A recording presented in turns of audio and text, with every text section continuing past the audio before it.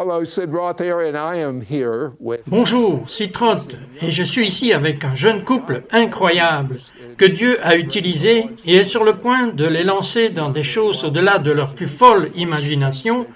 Et l'une des choses dans lesquelles Dieu est prêt à lancer Jesse et Parker Green est leur propre émission de télévision sur le réseau It's Supernatural. Supernatural Network. Et nous avons tellement de super nouvelles émissions qui commencent et le nom de l'émission, et c'est un nom prophétique, est le renouveau de l'expérience. Maintenant, mais nous allons parler d'un sujet qui a immédiatement attiré mon attention. J'espère qu'il vous a saisi aussi. Mais une confrontation prophétique, et en fait cela pourrait être un nom intéressant pour une émission ou un titre, j'aime cela. Qu'est-ce que vous aimez? Aimez-vous ce nom pour une émission de télévision? Parce que nous avons comme 37 émissions à différents stades de la production en ce moment. Mais Jesse et Parker Green ont tout mis en jeu. Je veux dire qu'ils viennent de déménager dans une maison, mais ils ont été, je ne sais pas comment vous avez fait avec vos 3 enfants dans une caravane avec eux pour le réveil. Comment avez-vous fait? C'est quoi votre secret? How did you guys do it? What's your secret? Le secret, c'est le pouvoir de l'Esprit Saint, parce que c'était fou. Crazy. Oui, je suis sûr. Qu'est-ce que vous voulez accomplir avec votre nouvelle émission? Your show, this new one.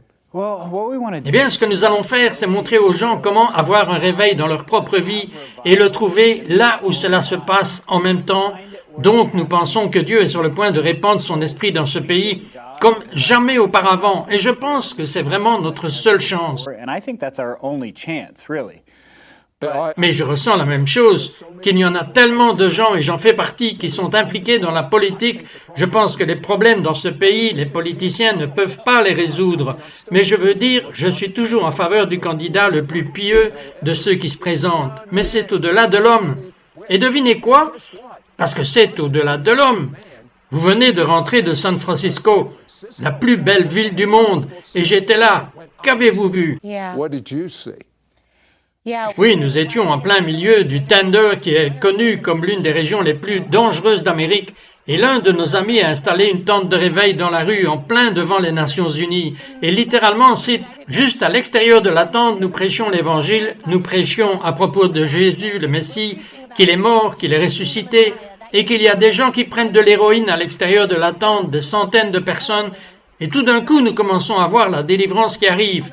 Le salut qui arrive, les gens se font baptiser avec des seaux, dehors, dans la rue, avec des policiers partout, des sans-abri partout. Et pourtant, cette ville est en effervescence, mais pourtant si affamée. La récolte était si mûre que nous avons trouvé un homme juste debout dans la rue. Et j'ai dit, Parker, tu dois prier pour ce gars. Et Parker s'agenouille, l'homme se fait délivrer dans la rue, est sauvé, accepte Jésus comme son Seigneur et Sauveur, et puis tout d'un coup, il va et obtient la guérison intérieure, et nous sommes juste comme si nous étions en plein milieu de la moisson. Mais nous avons besoin de plus de travailleurs. Il n'y a pas assez de travailleurs. There's not enough workers. We're only going to Nous allons seulement en voir plus. Je pense que c'est l'une de ces choses, et que les chrétiens doivent être prêts à entrer dans des situations les plus sombres possibles, où la lumière brille le plus. Parce que ce que nous avons vu sont les endroits les plus sombres, les endroits les plus reculés, où les gens sont de loin les plus affamés. Ils sont presque balayés par l'Esprit Saint. Ils ne savent pas ce qui va arriver. Mais si vous pouvez le faire sans être dérouté, entrez dans la saison prochaine. Je pense que nous allons voir un réveil fou se produire. Parce que si les chrétiens peuvent simplement rester fermes, je veux dire que si tout ce que nous faisions était juste rester ferme, nous pourrions bien voir le réveil. we'd see revival. Je vais vous dire quelque chose que vous ne savez peut-être pas et je suis très excité à ce sujet. Nous savons que l'année à venir est 2022, mais vous ne savez pas ce que signifie 2022 dans la compréhension et l'interprétation biblique. Et les nombres 20, 22, 20 signifient la rédemption. 22 signifie la lumière de Dieu, et un autre nom pour la lumière de Dieu est la gloire de Dieu, la présence de Dieu, la bonté de Dieu. Donc, en 2022, nous allons voir la présence de Dieu, la bonté de Dieu et la gloire de Dieu, et en rachetant ce qui a été perdu, ce que les politiciens ne peuvent pas faire. Regardez notre Père, ce qu'il est sur le point de faire. Que voyez-vous tous les deux arriver en 2022? C'est presque au coin de la rue. It's almost around the corner. Well, I think we have Je pense que nous avons des temps très courts en ce moment pour nous y préparer.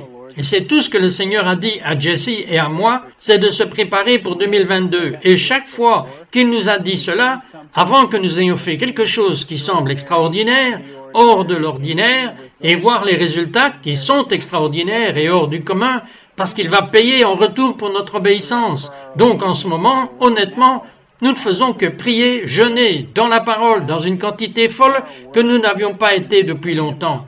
Parce que nous pensons 2022, et il y a une certaine tension dans l'air et quelque chose se passe, un brisement.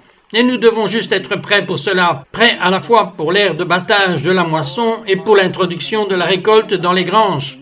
Je pense qu'il va y avoir une séparation dans l'Église, je pense qu'il va y avoir une séparation dans la nation, mais en même temps, les chrétiens entreront dans la moisson comme jamais auparavant, parce que les gens ont perdu leurs amarres, ils n'ont plus d'encre, ils n'ont plus nulle part où se tourner.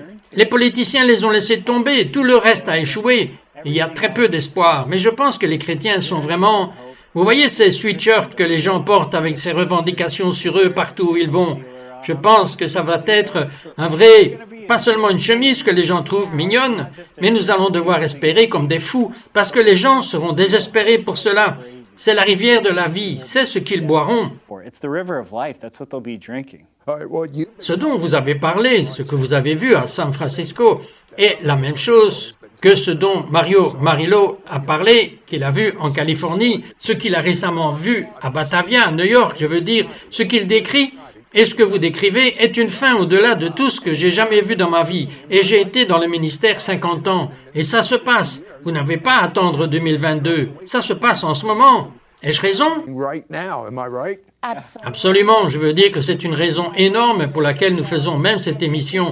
Et prendre le temps au milieu des événements du réveil, voir le salut, voir les baptêmes, parce que ce réveil exige que chacun de nous soit rempli du Saint-Esprit et bouge réellement dans le surnaturel. Et donc en fait, si vous regardez cela en ce moment, je crois que Dieu vous donne une invitation à entrer dans ce réveil. Et pas seulement pour être un spectateur et dire « Wow, c'est cool !» ce que font les Verts, ce que Sid fait, ce que fait Mario, mais vous êtes censé vous enflammer du réveil, où vous êtes. Et je pense que Dieu m'a donné un petit secret. Je pense qu'il m'a dit que la gloire qui vient, la gloire qui est la plus grande gloire, serait ceci.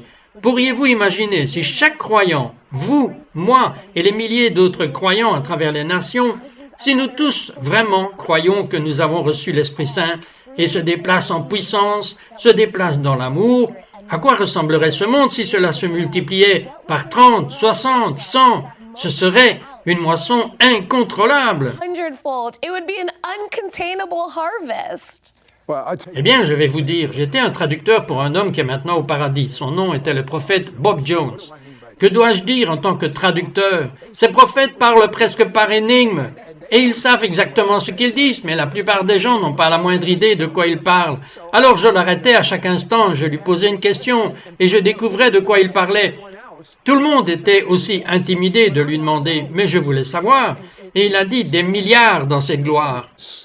Wow. Pas des millions, des milliards. Pas un milliard, des milliards vont venir au Seigneur, et ça va être principalement des jeunes, et ça va être le moins probable. Donc vous deux venez de faire une déclaration à propos de ce qu'il est temps, que nous avons besoin que tout le monde participe. J'ai une phrase, j'ai partagé la même chose. Tous sur le pont, tous sur le pont. À la maison, cela veut dire moi. that means me. You're recruited. Vous êtes recruté, vous n'avez même pas besoin de signer ici, vous êtes recruté. Alors, que voyez-vous? Et d'ailleurs, nous venons d'être envahis. Je ne sais pas si vous le savez, que la gloire de Dieu plane sur notre plateau en ce moment. La présence de Dieu. Un autre nom pour la gloire est... Souvenez-vous, Moïse, il a dit « Montre-moi ta gloire ». Et qu'est-ce que Dieu a répondu? « Ma bonté va passer sur toi ». Donc, un autre nom pour la gloire ou la présence de Dieu est sa bonté. Donc, avec l'Esprit Saint, vraiment fort ici en ce moment, peignez-moi une image de ce qui va se passer l'année prochaine, vous deux. Paint me a picture of what's going to happen next year, you two. I think there's going to Je pense qu'il va y avoir un équipement des saints, comme nous n'en avons jamais vu auparavant dans l'histoire. Je suis aux États-Unis, mais je pense qu'à travers le monde, nous en voyons de plus en plus d'apôtres et de prophètes en particulier. typically When you say equipping, you mean Lorsque vous dites équipés, vous voulez dire des gens catapultés dans un quintuple ministère? all the Into gifts of everything. the I Spirit? think people. Je pense que les gens, de plombiers, électriciens, au PDG et tout le reste, à une mère, à la maison, chaque personne va avoir une opportunité. Maintenant, c'est une opportunité qu'ils veulent saisir ou ne pas saisir, mais ils seront là. You know, Vous savez, j'aimerais que Dieu ne nous donne pas tout. Je veux dire, allez, maintenant, je suis trop pragmatique. You could read some Calvin. But I think Mais je pense qu'il y a une opportunité d'équiper les gens pour les gens qui sont prêts. Et entendant cela, en ce moment, nous voyons des centres de formation apparaître partout. Et vous avez un centre de formation et le prix est juste $0 en ce moment. Parlez-moi brièvement de ce sujet.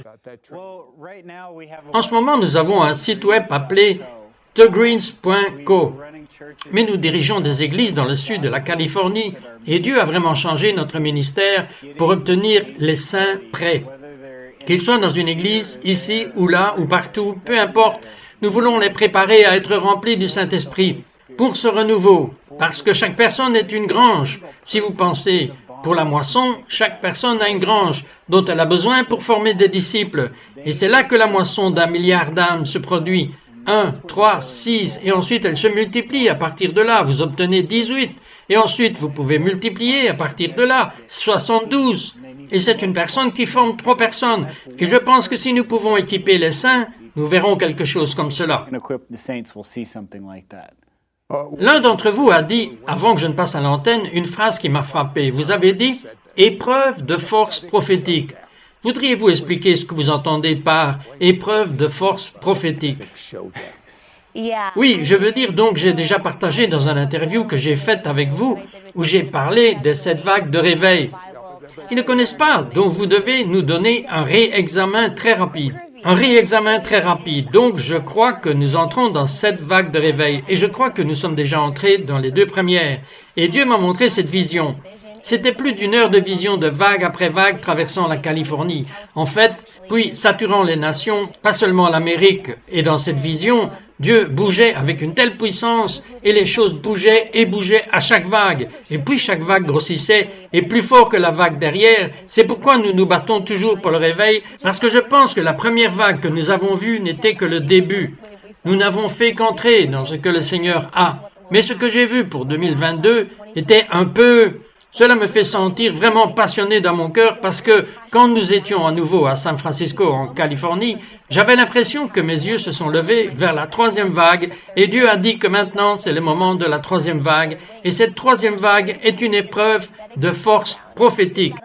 C'est ce moment d'Élie où nous nous arrêtons en tant que chrétiens, nous arrêtons d'être apathiques, nous arrêtons de permettre à tous ces faux dieux d'avoir un quelconque pouvoir dans notre nation et nous disons, et j'ai ressenti ce grief, nous disons, pas selon ma montre. Je vais vous montrer qui est le vrai Dieu et je crois que Dieu élève les prophètes à travers les nations qui diront, oui, mouvement New Age, vous pensez que vous avez le pouvoir, vous priez l'univers, je vais vous montrer qui est le créateur de l'univers et nous allons avoir cette rencontre de puissance où tous ces gens qui pratiquent la sorcellerie, la montée de la sorcellerie et le New Age, le tic-tac, tic-tac, toutes ces choses, ça va être embarrassant lorsque les prophètes se lèvent. Et ils sont audacieux, et ils sont courageux, et ils disent, je suis fatigué de jouer. Voici le Dieu de la gloire dont vous vous moquez, et cela va être sauvage. Et je suis un peu excité. And I'm kind of excited. You took Vous m'avez sorti quelques mots de la bouche. Le Dieu de gloire, c'est à cause de ce nouveau niveau de la présence de Dieu. Ce n'est pas nouveau, ça a été ici, mais jamais à ce niveau pour tout le monde.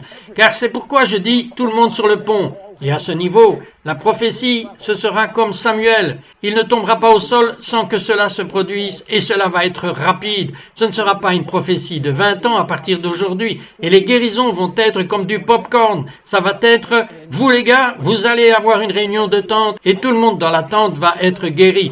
Amen.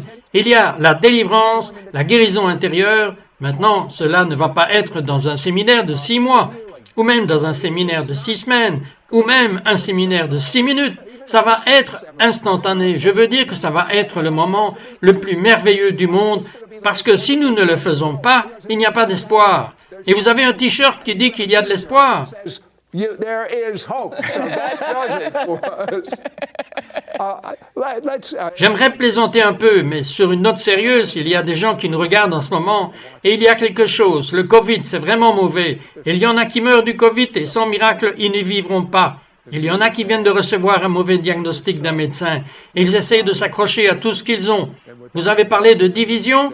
Il y aura une division dans l'Église. Eh bien, nous sommes dans un monde de division en ce moment, dans toutes les arènes possibles, et seul Dieu peut résoudre cela. C'est le temps que le prophète a vu, qui vient.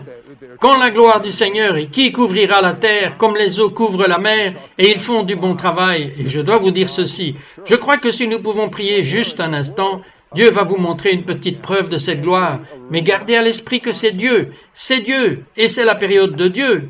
Dieu, Père, au nom de Yeshua, que tu veux guérir le dos. Si vous avez un problème de dos, je pense que vous avez mal au dos ou au cou. Si vous vous levez, c'est pourquoi je dis que la foi, sans une action correspondante, est morte. Sans la foi, vous ne pouvez pas plaire à Dieu.